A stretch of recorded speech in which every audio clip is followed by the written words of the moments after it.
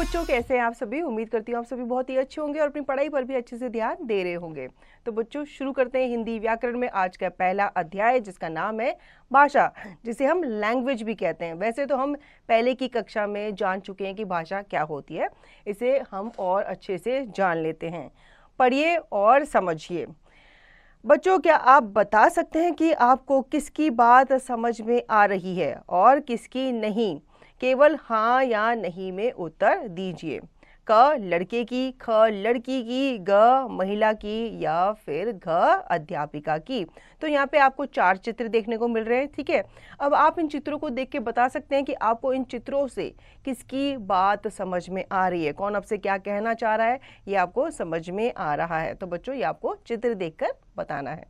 तो बच्चों, अब करते हैं पाठ प्रवेश। बच्चों, ऊपर दिए गए चित्रों में से क और ख की बात आपको समझ में नहीं आ रही है, लेकिन ग और घ की बात समझ में आ रही है। ऐसा क्यों? क्योंकि चित्र ग में बात को बोलकर व घ में बात को लिखकर कहा गया है। इसी प्रकार हमें भी अपनी बात को समझाने के लिए बोलना व लिखना पड़ता है। व्याकरण में इसी को भाषा कहते हैं। जैसे, माँ, क्या मैं खेलने जा सकता हूँ? हाँ बेटा, लेकिन जल्दी आ जाना। विचारों का आदान प्रदान करने का साधन भाषा है। तो बच्चों, याद रखना, भाषा किसे कहते हैं? जिसके माध्यम से हम अपने विचारों का आदान प्रदान करते हैं।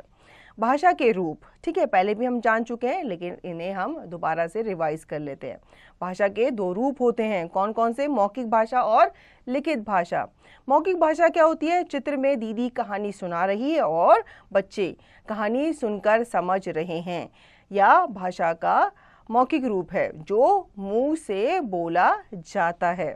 लिखित भाषा, वासु अपनी कॉपी पर दिनों के नाम लिख रहा है। यह भाषा का लिखित रूप है जो हाथ से लिखा जाता है, ठीक है। मौखिक भाषा जो होती है वो मुंह से बोली जाती है, और लिखित भाषा में आप हाथ से लिखकर अपनी भाषा को व्यक्त करते हैं। बच्चों, क्या आप जानते हैं कि संसार के सारे जीव जंतु आपस में बात करते हैं? उनकी एक बोली होती है जिससे वही आपस में समझते हैं, बस हम समझ नहीं पाते। तो जितने भी पशु पक्षी हैं वो भी आपस में एक दूसरे से बात करते हैं। उनकी भी एक बोली होती है, वो बोली वही समझ सकते हैं, उसे हम नहीं समझ सकते। जीव जंतुओं की बोलियां, जैसे बिल्ली क्या करती है? म्याऊं म्याऊं करती है। कौवा क्या करता है? काऊं काऊं। मेंढक टर करता है। तोता टै टै करता है। कुत्ता भौ भौ। बकरी मैं, चूहा चू चू और चिड़िया करती है ची ची। तो ये अलग अलग पक्षी और पशुओं की क्या है? भाषाएं हैं, बोलियां हैं। इस पाठ में हमने सीखा भाषा की मदद से ही मन की बातों को दूसरों तक पहुंचा सकते हैं और दूसरों की बातों को समझ सकते हैं। भाषा के 2 रूप होते हैं, मौखिक भाषा तथा लिखित भाषा। जीव जंतुओं की भी बोलियां होती हैं। तो बच्चों, ये था पाठ भाषा के ऊपर। इस पाठ में हमने भाषा के बारे में सीखा। अब क्या सीखा ये भी हम अभ्यास कर लेते हैं। सोचकर बताइए।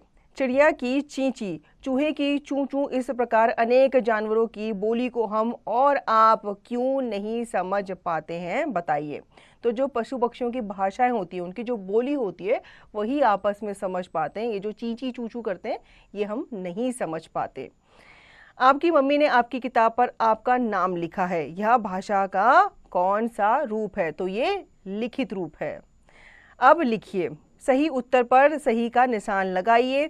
क, जब हम बोलते हैं तो दूसरा क्या करता है? देखता है या सुनता है? वो हमारी बातों को अपने कानों से सुनता है। ख, जब हम लिखते हैं तो दूसरा क्या करता है? क्या वो सुनता है या वो पढ़ता है? तो लिखी हुई भाषा को हम सुन नहीं सकते, उसे हम पढ़ सकते हैं। तो पढ़ता है पे आप टिक का निशान लगाएंगे। ग, गूंगा व्यक्ति अपनी बात कहता है। कैसे? इशारों से या फिर बोलकर। अब जब वो गूंगा है तो वो कैसे बोलेगा? ठीक है, तो वो इशारों से अपनी बात कहेगा। अगर उसको पानी चाहिए होगा तो वो यूं का इशारा करेगा, मुझे 1 गिलास पानी दे दो।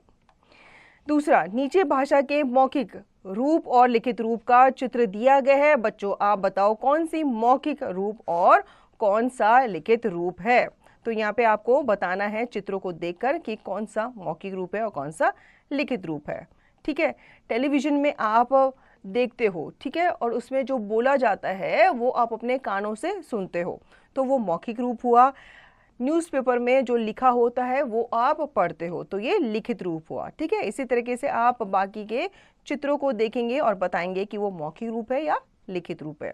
हम बढ़ते हैं आगे, आओ कुछ करके देखें। जीव जंतुओं के चित्र का उनकी बोलियों से मिलान कीजिए, ठीक है। यहाँ पे कुछ चित्र हमें दिए गए हैं किनके, जीव जंतुओं के, और उनकी बोलियां दी गई हैं सामने, लेकिन वो ऊपर नीचे है, तो हमें क्या करना है, मिलान करना है सही पशु को उसकी बोली से। जैसे कि बिल्ली क्या करती है, म्याऊं म्याऊं करती है। कुत्ता क्या करता है, भौं भौं करता है, तो आप उसको भौं भौं से मिलाएंगे, ठीक है। चूहा जो है चू चू करता है। बकरी क्या करती है, मैं करती है। मेंढक क्या करता है, टर करता है। और चिड़िया ची ची करती है, ठीक है। इसी तरीके से आप इनका मिलान करेंगे इनकी भाषाओं, इनकी बोलियों के साथ, और इस कार्य को पूर्ण करेंगे। तो बच्चों, आशा करती हूँ आपको ये अध्याय अच्छे से समझ में आ गया होगा। इस अध्याय को आप पुनः दोहराएंगे और इसका अभ्यास भी आप स्वयं करेंगे।